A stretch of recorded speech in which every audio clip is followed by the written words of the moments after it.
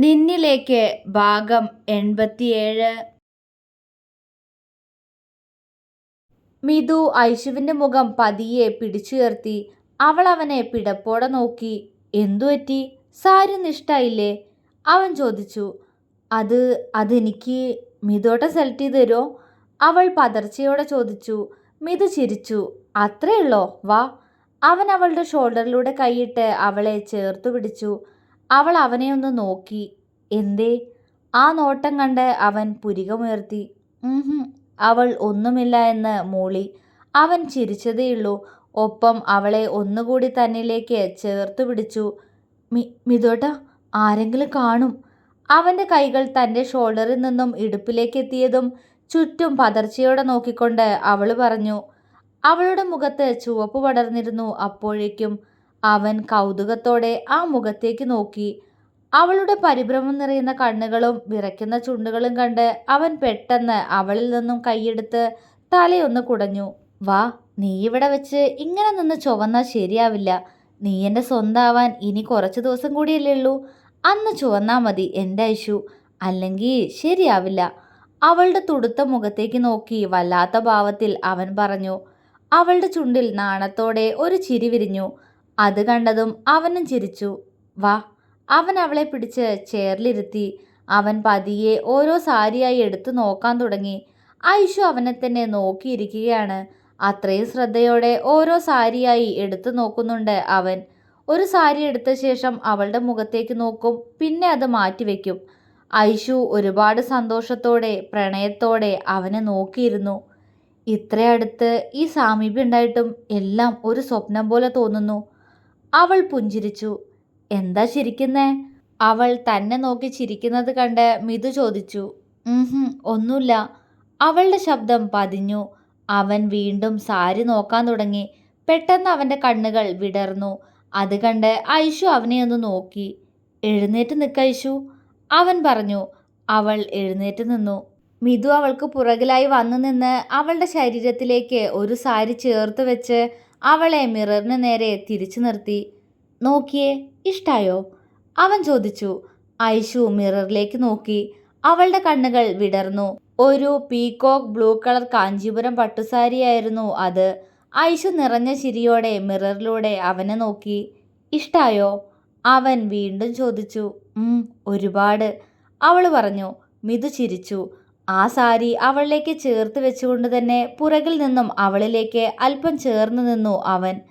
മിററിലേക്ക് നോക്കി നിന്ന അവൾ മുഖം ചെരിച്ച് അവനെ നോക്കി. അതേ നിമിഷം മിതുവിൻ്റെ ചുണ്ടുകൾ ഐശുവിൻ്റെ കവിളിൽ അമർന്നു കഴിഞ്ഞിരുന്നു. വിറച്ചുപോയി ഐശു. ആ വിറയൽ അറിഞ്ഞുകൊണ്ട് തന്നെ ചുണ്ടിൽ വിരിഞ്ഞ കള്ളച്ചിരിയോടെ അവൻ അവളിൽ നിന്നും അകന്നു മാറി. ഈ സാരി മതി, അവൻ സെയിൽസ് ഗേളിനോട് പറഞ്ഞു. ശരി സാർ, അവരും ചിരിയോടെ പറഞ്ഞു. അപ്പോഴും കവിളിൽ കൈവച്ച് ഐശു മിതുവിനെ മിഴിച്ചു നോക്കുന്നുണ്ടായിരുന്നു. കഴിഞ്ഞില്ല ശ്രീ, കുറേ നേരം ആയല്ലോ. പെൺപിള്ളേർ ഓരോ ഡ്രസ്സ് എടുത്ത് നോക്കി നിൽക്കാൻ തുടങ്ങിയിട്ട് ഒരുപാട് നേരമായി. വിദ്യയും ഭദ്രയും അവർക്കുള്ളൊരു ലെഹങ്ക സെലക്ട് ചെയ്ത് വെച്ചെങ്കിലും മിത്രയ്ക്കൊന്നും ഇഷ്ടപ്പെടുന്നുണ്ടായിരുന്നില്ല. അവൾ ശിവയെ തിരിഞ്ഞു നോക്കി. എന്തേ, നോക്കിക്കഴിഞ്ഞോ? അവളുടെ നോട്ടം കണ്ട് അവൻ ചോദിച്ചു. ഇല്ല, ദത്തേട്ടനൊന്ന് വന്നേ, എനിക്ക് ഏതെടുക്കണമെന്ന് കൺഫ്യൂഷൻ, അവൾ പറഞ്ഞു. ശിവ അവൾക്ക് അടുത്തേക്ക് വന്നു. വിദ്യയുടെ അടുത്ത് തന്നെ വിശ്വയും ഭദ്രയുടെ അടുത്ത് വിച്ചുവും ഉണ്ട്. ഇതിലേതാ നല്ലത്? മിത്ര 2 ലെഹങ്ക എടുത്ത് അവനെ കാണിച്ചു. ഇത് രണ്ടും പോരാ, അവൻ ചിരിയോടെ പറഞ്ഞു. മിത്ര ചുണ്ടു വിളർത്തി. എൻ്റെ ശിവേട്ടാ, ഏതെങ്കിലും ഒന്ന് എടുത്തു കൊടുക്കുന്നേ, ഇത് എത്ര നേരായി, ഭദ്ര പറഞ്ഞു. നിനക്കൊക്കെ ഉള്ളത് കിട്ടിയില്ലേ, അങ്ങോട്ട് മാറി നിൽക്ക്, ഇനി ഞാൻ നോക്കട്ടെ. മിത്ര ഭദ്രയെ പുച്ഛിച്ചു. ഓ. ഭദ്ര ചുണ്ടു കൊട്ടിക്കൊണ്ട് അവളിൽ നിന്നും മുഖം തിരിച്ച് വിച്ചുവിനെ നോക്കി. വിച്ചേട്ടാ, ഈ കളർ ഇഷ്ടായോ? അവൾ ചോദിച്ചു. കൊള്ളാം ഭദ്രേ, നിനക്ക് നന്നായി ചേരുന്നുണ്ട്, അവൻ പുഞ്ചിരിയോടെ പറഞ്ഞു. ഭദ്രയുടെ മുഖം തെളിഞ്ഞു. ആണല്ലേ, എനിക്കറിയാം, അവൾ സന്തോഷത്തോടെ പറഞ്ഞു. അപ്പോൾ എൻ്റേത് ഏട്ടാ? വിദ്യയുടേതാണ് ചോദ്യം. കൊള്ളാം മോളെ, വിച്ചു സ്നേഹത്തോടെ പറഞ്ഞു. അവൾ തലയാട്ടി. ദേ നിൽക്കുന്നു വിശ്വേട്ടൻ, നിനക്ക് ഏട്ടനോട് ചോദിച്ചൂടെ? ഭദ്രയ്ക്ക് സംശയം. വിശ്വ അവളെ നോക്കി ചിരിച്ചു കൊടുത്തു. ആ ബെസ്റ്റ്, ഏട്ടന് അങ്ങനൊന്നും അറിയില്ല, ഏതെടുത്താലും രസമുണ്ടെന്ന് മാത്രം പറയാനറിയാം. വിദ്യ വിഷയെ കൂർപ്പിച്ചു നോക്കി. വിച്ചു വിഷയെ നോക്കി എന്തോ നളിയ എന്ന പോലെ കൈകൊണ്ട് കാണിച്ചു. എനിക്ക് ഈ വക പരിപാടിയൊന്നും അറിഞ്ഞൂടാ. ഇപ്പോഴല്ലേ ഇങ്ങനെയൊക്കെ എന്നോട് ആരെങ്കിലും അഭിപ്രായമൊക്കെ ചോദിക്കുന്നേ? പോകെ പോകെ ശരിയാവും, അവൻ പറഞ്ഞു. പിന്നെ ആരും ഒന്നും പറഞ്ഞില്ല. ഇപ്പോഴാ ജീവിക്കണമെന്ന് തോന്നി തുടങ്ങിയേ. ഇതുവരെയും ആർക്കൊക്കെ വേണ്ടി ജീവിച്ചു. പക്ഷേ ഇപ്പോഴാ ജീവിതം എന്താണെന്ന് അറിയുന്നേ. അവൻ വിദ്യയെ ചേർത്ത് പിടിച്ചുകൊണ്ട് പറഞ്ഞു. വിദ്യ അവനെ നോക്കി പുഞ്ചിരിച്ചു. ഭദ്രയും വിച്ചുവും അവരെ ചിരിയോടെ നോക്കി. ഇതൊന്നും ഭംഗിയില്ലെങ്കിൽ ദത്തേട്ടൻ തന്നെ എടുത്തു എനിക്ക്. മിത്ര ശിവയെ പിടിച്ച് മുന്നിലേക്ക് നിർത്തിക്കൊണ്ട് പറഞ്ഞു. ശിവ എല്ലാ വസ്ത്രങ്ങളിലൂടെയും ഒന്ന് കണ്ണോടിച്ചു. ദേ അതൊന്നെടുത്തേ. ശിവ ഒരു ലഹങ്കയിലേക്ക് വിരല് ചൂണ്ടി. ഒരു കസവ് ലഹങ്കയായിരുന്നു അത്. പർപ്പിൾ കളർ ബ്ലൗസിൽ നല്ല സ്റ്റോൺ വർക്കൊക്കെ കൊടുത്ത് കാണാൻ നല്ല ഭംഗിയുണ്ടായിരുന്നു ആ ലഹങ്ക. സെയിൽസ് ഗേൾ അത് ശിവയ്ക്ക് നേരെ നീട്ടിയതും അവൻ അത് മിത്രയുടെ കയ്യിലേക്ക് കൊടുത്തു. എങ്ങനെയുണ്ട്? അവൻ ചിരിയോടെ ചോദിച്ചു. സൂപ്പർ ദത്തേട്ടാ, നല്ല ഭംഗിയുണ്ട്, എനിക്കിഷ്ടായി. അവൾ അതിലൂടെ തഴുകിക്കൊണ്ട് പറഞ്ഞു. അവൻ പുഞ്ചിരിച്ചു. ഇവിടെ നിൽക്കിട്ടോ, ഞാൻ ഇതൊന്ന് ഇട്ട് നോക്കിയിട്ട് വരാവേ. പറയുന്നതിനോടൊപ്പം മിത്ര ട്രയൽ റൂമിൻ്റെ അടുത്തേക്ക് പോകുക കൂടി ചെയ്തു. ശിവ അവള് പോകുന്നത് തന്നെ നോക്കി ചുറ്റും കണ്ണോടിച്ചു. മുന്നോട്ട് പോകുന്ന മിത്രയെ നോക്കി നിൽക്കുന്ന രണ്ടുപേരെ അതേ നിമിഷം തന്നെ ശിവ കണ്ടു. അവൻ ഞെട്ടി. വിച്ചു! ശിവ വിളിച്ചുകൊണ്ട് പെട്ടെന്ന് മിത്രയുടെ അടുത്തേക്ക് ഓടി. വിച്ചുവും വിശ്വയും ഭദ്രയും വിദ്യയും ഞെട്ടി. വിശ്വ വാടാ! വിച്ചുവും പെട്ടെന്ന് ശിവയ്ക്ക് പിറകെ പോയി. ഇവിടെ തന്നെ നിൽക്ക്, എങ്ങോട്ട് പോവല്ലേ? വിദ്യയോടും ഭദ്രയോടുമായി പറഞ്ഞുകൊണ്ട് വിശ്വയും അവിടെ നിന്നും മുന്നോട്ട് പാഞ്ഞു. ഭദ്ര പേടിയോടെ വിദ്യയുടെ കയ്യിൽ പിടിച്ചു. ശ്രീ! ട്രയൽ റൂമിന് അടുത്ത് എത്താറായ മിത്രയെ ഒരു അലർച്ച പോലെ ശിവ വിളിച്ചു. മിത്ര പെട്ടെന്ന് തിരിഞ്ഞു നോക്കി. തിരക്കുള്ളത് കൊണ്ട് തന്നെ ശിവ അല്പം പുറകിലാണ്. എന്താ ദത്തേട്ടാ? മിത്ര ചിരിയോടെ അവനോട് ഉറക്കെ ചോദിച്ചു. പക്ഷേ ശിവയുടെ കണ്ണുകൾ മിത്രയ്ക്ക് പുറകിലായി നിൽക്കുന്ന ആളുകളിലായിരുന്നു. വേണ്ട, അവളെ ഒന്നും ചെയ്യരുത്. അവന്മാരുടെ കയ്യിലെ കത്തി കണ്ട് അവൻ പേടിയോടെ പറഞ്ഞു. മിത്ര ഞെട്ടി. അതേ ഞെട്ടലോടെ അവൾ പുറകിലേക്ക് തിരിഞ്ഞു നോക്കിയ സമയം തന്നെ പെട്ടെന്ന് അവിടെയുള്ള ലൈറ്റ്സ് എല്ലാം വല്ലാതെ മിന്നിക്കത്താൻ തുടങ്ങി. ശിവയുടെ കണ്ണുകളിൽ ഭയം നിറഞ്ഞു. അവൻ മിത്രയുടെ അടുത്തേക്ക് പാഞ്ഞു. പക്ഷെ പെട്ടെന്ന് ആ ടെക്സ്റ്റൈൽസ് മുഴുവൻ ഇരുട്ടിലാക്കിക്കൊണ്ട് അവിടെയുള്ള ലൈറ്റ്സ് എല്ലാം അണഞ്ഞു. ശ്രീ! ശിവ അലറി. അതേസമയം തന്നെ താഴത്തെ നിലയിലും ആകെ പരന്ന ഇരുട്ടിലും മിഥു ഐശുവിൻ്റെ കൈകൾ മുറുകെ പിടിച്ചിരുന്നു. പക്ഷേ ആരൊക്കെയോ അടുത്തേക്ക് വരുന്നത് പോലെ. ടെക്സ്റ്റൈൽസിലെ ആളുകൾ ലൈറ്റ് എങ്ങനെയാണ് കെട്ടുപോയതെന്നറിയാതെ ആകെ വെപ്രാളപ്പെടുന്നുണ്ട്. ആരൊക്കെയോ മൊബൈൽ ഫ്ലാഷ് ലൈറ്റ് ഓണാക്കുന്നുണ്ട്. ആളുകൾ അവിടെ നിന്നും പെട്ടെന്ന് പോകുന്നുണ്ട്. ഫ്ലാഷ് ലൈറ്റ് അവിടെ ആയി തെളിയാൻ തുടങ്ങി. വിച്ചുവും വിശ്വയും ഫോൺ ഫ്ലാഷ് ലൈറ്റ് ഓണാക്കി മുന്നോട്ട് വരുമ്പോഴേക്കും ശിവ മിത്രയ്ക്ക് അടുത്തേക്ക് പാഞ്ഞു ചെന്ന് അവൾക്ക് പുറകിലായി നിൽക്കുന്നവൻ്റെ നെഞ്ചിലേക്ക് ആഞ്ഞു ചവിട്ടി കഴിഞ്ഞിരുന്നു. അയാൾ ഒരു അലർച്ചയോടെ ആളുകൾക്കിടയിലൂടെ നിലത്തേക്ക് തെറിച്ചു വീണു. ദത്തേട്ടാ! മിത്ര പേടിയോടെ വിളിച്ചു. ശിവ അത് ശ്രദ്ധിക്കാതെ അവളുടെ കയ്യിൽ പിടിച്ചു വലിച്ച് അവളെ വിച്ചുവിൻ്റെ അടുത്തേക്ക് തള്ളി. മിത്ര ഭയന്നുപോയി. പക്ഷേ വിച്ചു അപ്പോഴേക്കും അവളെ വന്ന് ചേർത്തു പിടിച്ചിരുന്നു. ശ്രീയെ നോക്ക്! ശിവ ഉറക്കെ പറഞ്ഞുകൊണ്ട് നിലത്ത് കിടക്കുന്നവനെ അവിടെ നിന്നും വലിച്ചെടുത്ത് അടിക്കാൻ തുടങ്ങിയിരുന്നു. ഇരുട്ടിൽ നിന്നും കൂടുതൽ ആളുകൾ പുറത്തേക്ക് വരുന്നത് ഒരുതരം പേടിയോടെ മിത്ര അറിഞ്ഞു. അവളുടെ കൈകൾ വിച്ചുവിൻ്റെ കയ്യിൽ മുറുകി. ഡാ! ഒരുവൻ അലറിക്കൊണ്ട് ശിവയ്ക്ക് മുന്നിലേക്ക് വന്നെങ്കിലും ശിവ അവൻ്റെ കയ്യിൽ പിടിച്ചു വലിച്ച് ആ കൈയിനെ അങ്ങനെ തന്നെ മടക്കി അവൻ്റെ കഴുത്തിലേക്ക് ചേർത്ത് വെച്ച് ആ കഴുത്തിൽ ആ കൈ വെച്ച് താഴ്ത്തി. അയാൾ അങ്ങനെ തന്നെ നിലത്തേക്ക് വീണുകൊണ്ട് പിടഞ്ഞു. കഴുത്തിൽ ശക്തമായ വേദന. അയാൾക്ക് അനങ്ങാൻ പോലും കഴിയുന്നുണ്ടായിരുന്നില്ല. വിശ്വയും ഓരോരുത്തന്മാരെ അടിക്കുന്നുണ്ടായിരുന്നു. ദത്തേട്ടാ! അതേസമയം തന്നെ ശിവയുടെ പിറകിൽ നിന്നും ഒരാൾ ഓടി വന്ന് അവനെ ആഞ്ഞു ചവിട്ടി. ശിവ നിലത്തേക്ക് വീണുപോയി. ദത്തേട്ടാ! മിത്ര കരഞ്ഞു തുടങ്ങി. ശിവയുടെ പുറത്ത് അയാളുടെ കാലുകൾ വീണ്ടും വീണ്ടും വേദന നൽകി. അവളെ ഞങ്ങൾക്ക് വേണം. അയാൾ അതിനൊപ്പം മുരണ്ടു. ശിവയുടെ കണ്ണുകൾ ചുവന്നു. അവൻ കൈ പുറകിലേക്ക് ഉയർത്തി അയാളുടെ കാലിൽ പിടുത്തമിട്ട് അയാളെ മുന്നോട്ടാക്കി. അയാൾ ശിവയ്ക്ക് മുകളിലൂടെ അവനെയും കടന്ന് നിലത്തേക്ക് തെറിച്ചു വീണു. ആ സമയം കൊണ്ട് ശിവ നിലത്തു നിന്നും ചാടി എഴുന്നേറ്റ് അയാളെ ചവിട്ടി ഒതുക്കാൻ തുടങ്ങി. പറയടാ, എവിടെടാ കിരൺ? പറയാൻ! അയാളുടെ നെഞ്ചിൽ കൊടുക്കുന്ന ഓരോ ചവിട്ടിലും ശിവ ചോദിച്ചു.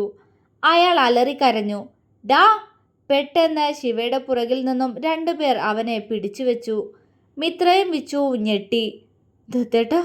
മിത്ര പേടിയോടെ വിളിച്ചു. പക്ഷേ ശിവ അപ്പോഴും നിലത്ത് കിടക്കുന്നവനെ ചവിട്ടുക തന്നെയായിരുന്നു.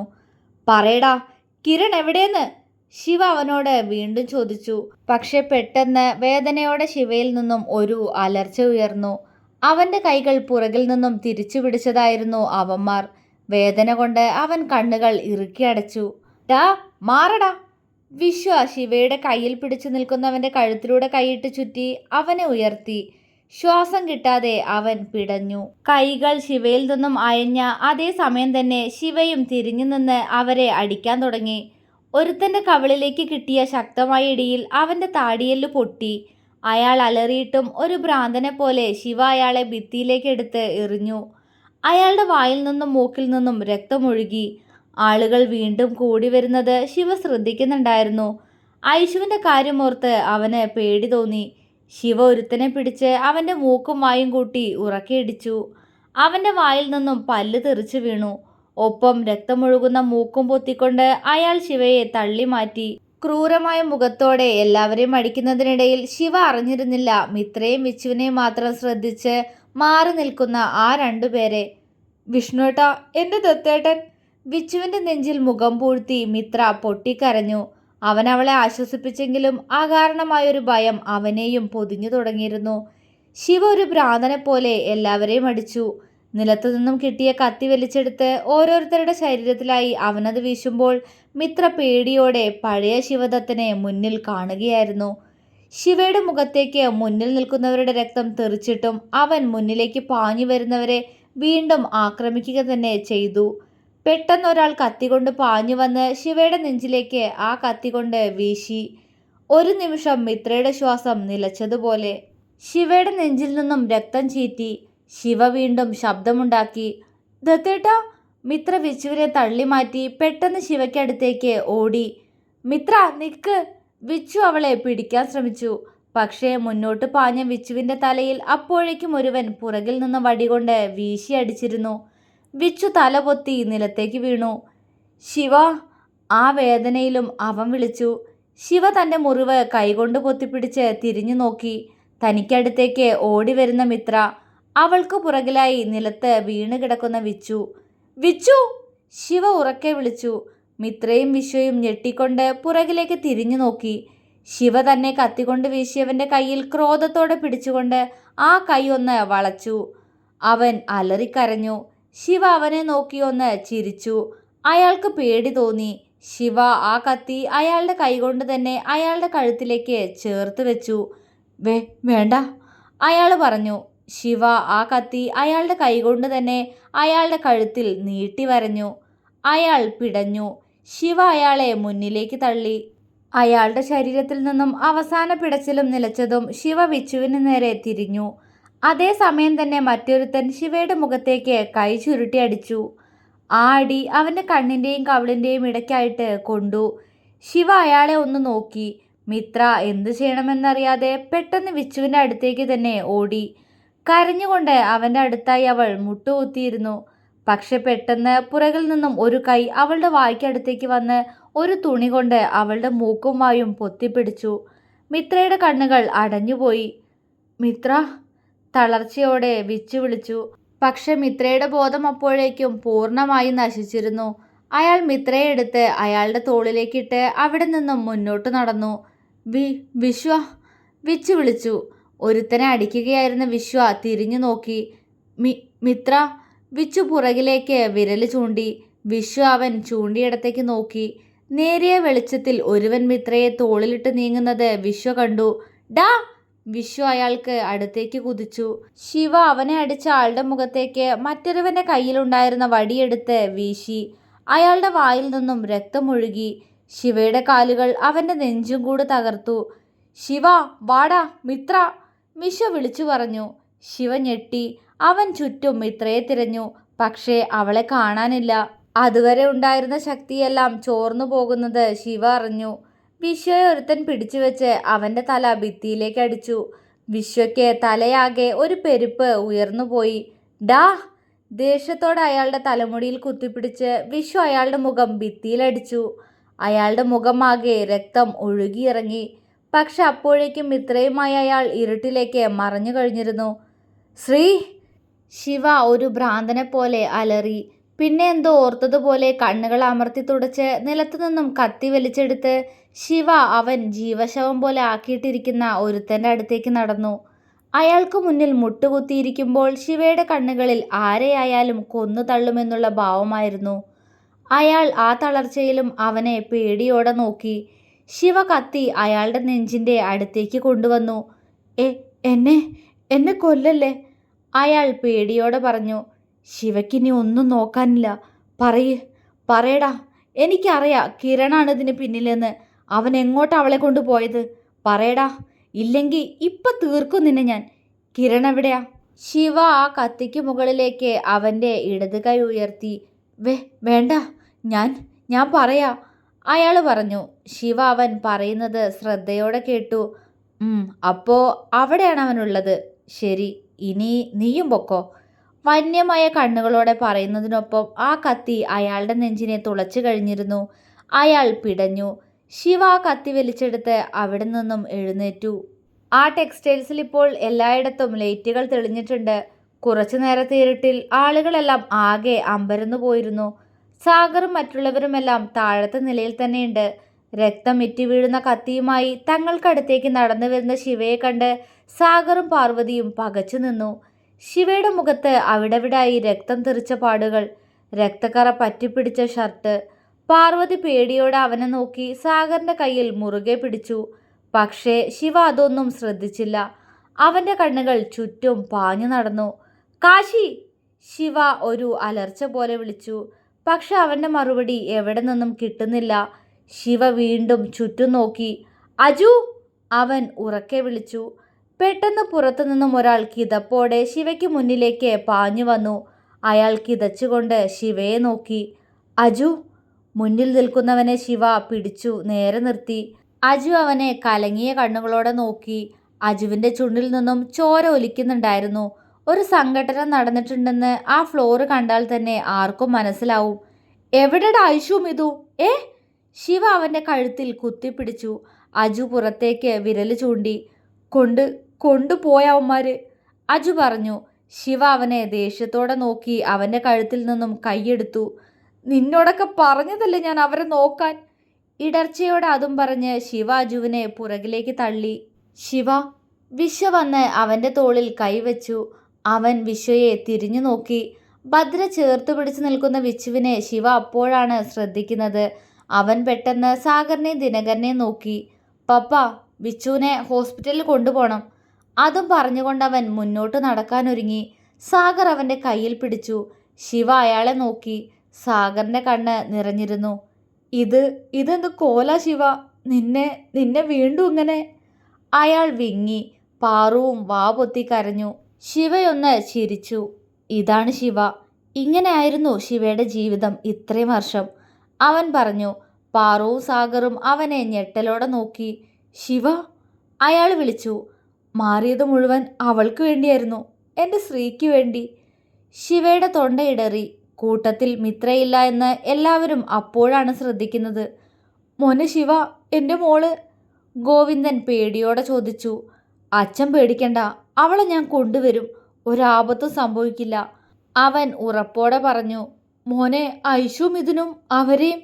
ദേവയാനയും പാറുവും വിങ്ങി. ശിവയുടെ മുഖം വലിഞ്ഞു മുറുകി. ആ പുന്നാര മോനെ വെറുതെ വിട്ടതാ എനിക്ക് പറ്റിയ തെറ്റ്. അവൻ്റെ തന്ത പറയുന്നത് മുഴുവൻ വിശ്വസിച്ച് സ്വയം വിഡ്ഢിയായവനാ കിരൺ. വെറുതെ വിടില്ല ഞാൻ അവനെ. അതും പറഞ്ഞ് ശിവ മുന്നോട്ട് നടന്നു. ശിവ, കാശി അവരെ ഫോളോ ചെയ്തു പോയിട്ടുണ്ട്, അജു പറഞ്ഞു. ശിവ അവനെ സംശയത്തോടെ നോക്കി. എവിടേക്കാ അവരെ കൊണ്ട് പോകുന്നതെന്ന് അറിഞ്ഞ ശേഷം വിളിക്കും അവൻ, അജു പറഞ്ഞു നിർത്തി. അവരെങ്ങോട്ടാ എല്ലാവരെയും കൊണ്ട് പോയതെന്ന് എനിക്കറിയാം. നീ വാ വിശ്വ, വാടാ. അതും പറഞ്ഞ് ശിവ നടന്നു. പിറകെ തന്നെ മറ്റുള്ളവരും. ശിവ, ഞാനും വരാം. എൻ്റെ മക്കളെ കൊണ്ടുപോയവരെ എനിക്കൊന്ന് നേരെ കാണണം, ദിനകരൻ ദേഷ്യത്താൽ പറഞ്ഞു. ശിവ അയാളെ അടുത്തേക്ക് വിളിച്ചു. വേണ്ട, അവരെ ഞാൻ കൊണ്ടുവന്നോളാം. അങ്കിള് എനിക്കൊരു ഉപകാരം മാത്രം ചെയ്തു തന്നാൽ മതി. അതും പറഞ്ഞ് അവൻ സാഗറിനെയും മറ്റുള്ളവരെയും നോക്കി ദിനകരനോട് എന്തോ പറഞ്ഞു. അയാൾ സമ്മതഭാവത്തിൽ മൂളി. ശിവ പെട്ടെന്ന് പുറത്തേക്കിറങ്ങിപ്പോയി. ദിനകരൻ മറ്റുള്ളവർക്ക് നേരെ തിരിഞ്ഞു. എല്ലാരും എൻ്റെ കൂടെ വരൂ. നിങ്ങളുടെ സേഫ്റ്റി എന്നെ ഏൽപ്പിച്ചിട്ടാ ശിവ പോയത്. ഗൗരവം നിറഞ്ഞ സ്വരത്തിൽ അതും പറഞ്ഞ് ദിനകരൻ ടെക്സ്റ്റൈൽസിൽ നിന്നും പുറത്തേക്കിറങ്ങി. അയാൾക്കൊപ്പം തന്നെ മറ്റുള്ളവരും. തുടരും.